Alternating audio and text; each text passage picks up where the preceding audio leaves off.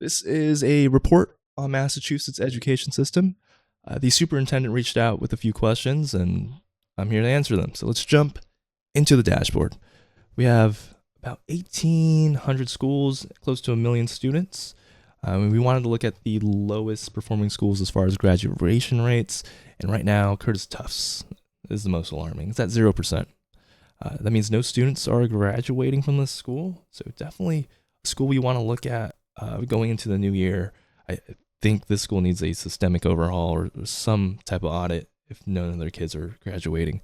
But for the bright side, a lot of our schools are doing well. We even have some schools at the 100% graduation rate. So let's just focus on these underperformers and see if we can move them up the percentage.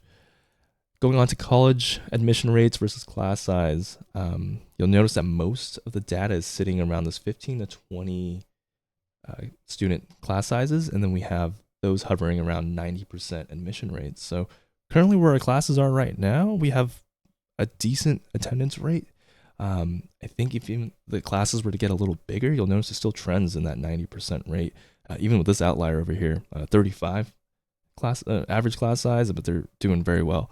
You'll notice that it starts to drop off in admission rates towards the smaller class sizes down here, around 5, 10, 15. They're starting to get below the trend line in that 60, 50, even below 40% attendance rate.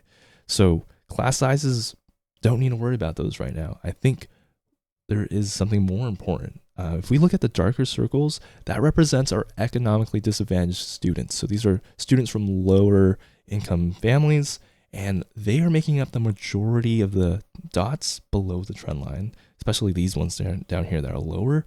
You'll notice that the lighter squares are actually making up the majority of the high percent of attending college. There are a few, darker circles above the trend line, but majority of them are, like I said, below the trend line. So I think if we wanted to funnel more resources to the economically disadvantaged, we could hold off on building more classrooms, hold off on hiring more teachers, and in fact, just keep it where it is with class sizes, but focus on the economically disadvantaged. Then fourth grade math, our highest performing schools right now are Sherborne, Dover, and Lenox, well above 80%. Ideally, we'd want every school to be above 80% of their students passing fourth grade math. As we know, fourth grade math is a key performance indicator of long-term academic success.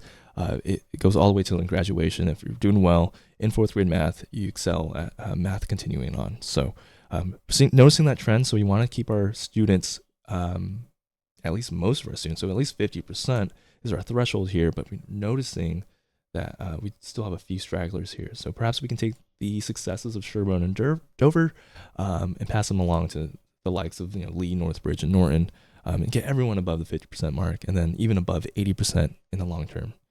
So yeah, overall, if you're a parent, you're a teacher, you're the superintendent, don't worry about class sizes. Let's focus on the economically disadvantaged.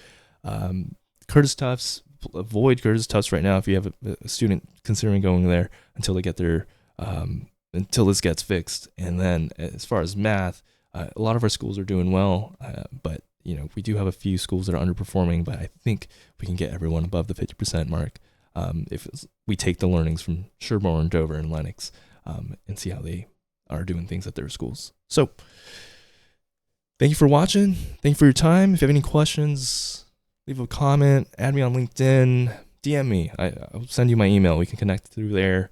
I hope you have a great rest of the day. Bye for now.